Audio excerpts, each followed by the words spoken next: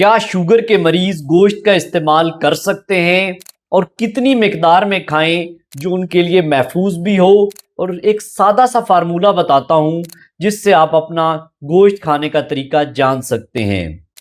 जी हाँ दोस्तों, ईद उल अज़हा आते ही बहुत से शुगर के मरीज़, ब्लड प्रेशर के मरीज़ इस बात से डरते हैं कि वो गोश्त का इस्तेमाल करें या ना करें, और करें तो कितनी मिकदार में करें जिससे उनकी शुगर पे भी कोई असर ना आए, ब्लड प्रेशर पे कोई असर ना आए, फैटी लिवर का कोई मसला ना हो। तो आज ये सब चीज़ें डिस्कस करते हैं।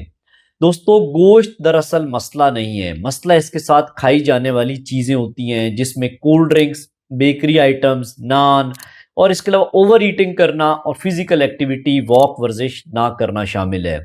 लेकिन शुगर के मरीज या ब्लड प्रेशर के मरीज गोश्त का इस्तेमाल कितना करे या आम बंदा गोश्त का इस्तेमाल कितना करे, तो उसके लिए एक सादा सा फार्मूला है।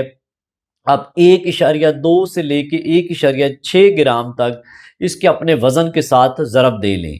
मिसाल के तौर पे आपका वजन है 70 किलो, इसको आप ज़रब दें 1.2 के साथ, तो आपका जो प्रोटीन बनता है वो बनता है 84 ग्राम।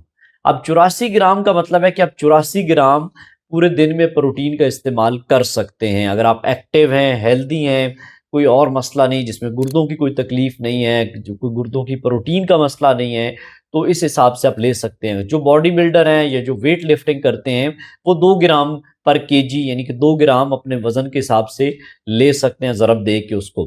लेकिन जो आम बंदा है वो 1.2 से 1.6 ग्राम पर केजी के हिसाब से ले सकता है। तो 84 ग्राम हमने बनाया जिसका वजन 70 किलो है। अब इसको साइंटिफिकली या प्रैक्टिकली देखते हैं। अगर आप 100 ग्राम गोश्त पकाते हैं तो उसमें से जो प्रोटीन निकलती है वो 25 से 30 ग्राम होती है। तो इस हवाले से आप गोश्त का इस्तेमाल कर सकते हैं।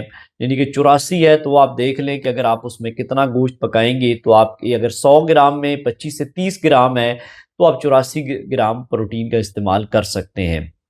और इसके साथ आप जो आइडियल प्लेट बनाएं उसमें मुनासिब मिकदार में गोश्त का इस्तेमाल करें, उसमें सलाद, सब्जियों का इस्तेमाल लाजमी करें और पानी का इस्तेमाल मुनासिब करें, साथ में फ़िज़िकल एक्टिविटी करें और गोश्त खा के उधर बैठ ही ना जाएं, थोड़ी सी वॉक, वर्जिश लाजमी करें ताकि आपको एसिडिटी के मसाइल ना आएँ।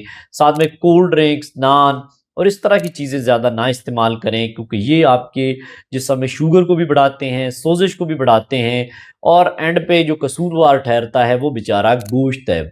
असल मसला गोश्त नहीं, आपका लाइफ़स्टाइल होता है। यानी कि आपने अगर गोश्त के साथ बाकी चीज़ें खाई हैं तो वो नुकसान देंगी। इसके अलावा कुकिंग का स्टाइल है कि अगर आपने जो बाज़ारी तेल है उनमें गोश्त पकाया है तो ज़्यादा नुकसान दे सकता है। तो आप जो तेल पकाने के लिए इस्तेमाल करें उसमें देसी घी का इस्तेमाल कर लें, सरसों के तेल का इस्तेमाल कर लें, तो उससे भी आपको गोश्त से नुकसान नहीं पहुंचेगा, बल्कि जो साथ खाई जाने वाली चीज़ें हैं वो ज़्यादा नुकसान देती हैं। तो आप अपनी प्लेट को भी इस हवाले से डिज़ाइन करें कि आपकी शुगर भी स्टेबल रहे और किसी किस्म का मसला ना हो।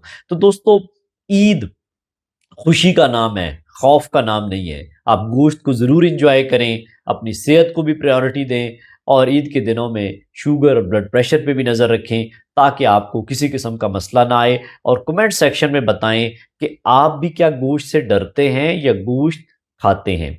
और दूसरे नंबर पे कुछ मरीज़ ऐसे होते हैं जिनके गुर्दे के मसले होते हैं, जिनको प्रोटीन के मसले होते हैं, जिनकी बाकी मेडिकल कंडीशन होती है, तो उनको फिर गोश्त की मिकदार में लिमिटेशन करनी पड़ती है और उनके डॉक्टर उनकी कंडीशन के हिसाब से उनको बता सकते हैं कि उन्होंने गोश्त कितना खाना है। ये एक आम बंदा है जिसको कोई बीमारी नहीं है, सिर्फ शुगर है, ब्लड प्रेशर है, तो इस फार्मूले के तहत वो गोश्त का इस्तेमाल कर सकते हैं। अल्लाह हाफिज़।